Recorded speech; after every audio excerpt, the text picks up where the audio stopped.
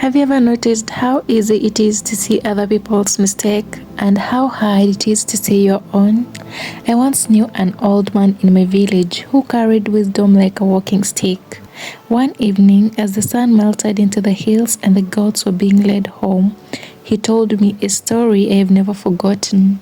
He said there was once a man who believed he was the most observant person in the village.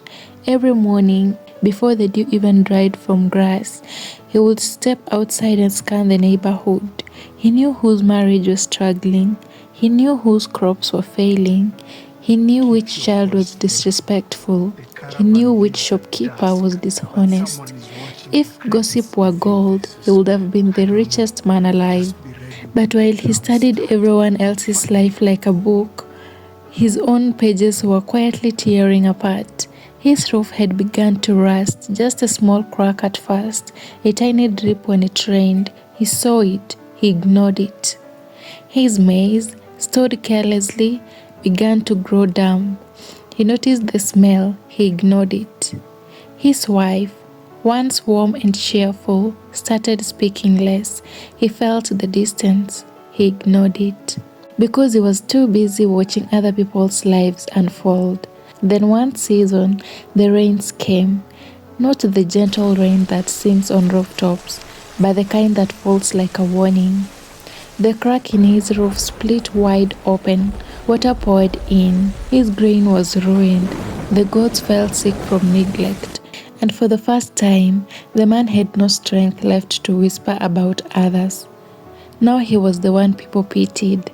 The old man looked at me and said, "Do you know why he suffered so much?" I shook my head. He said, "Because the eye that searches other people's lives grows blind to its own." Minding your own business is not about being distant, it's about being disciplined. It is about tending to your responsibilities before analyzing someone else's. The man eventually repaired his roof. He dried what little grain he could save. He began waking up earlier, not to inspect others, but to inspect himself. And slowly, peace returned. The old man tapped his walking stick on the ground and said something I carry to this day. "Child, sweep your own doorstep so well that you have no time to count the dust in another man's house." And since that evening, I have learned something simple but powerful. When you focus on your own garden, you harvest peace. When you focus on others, you harvest stress. So tell me, are you watering your own soil?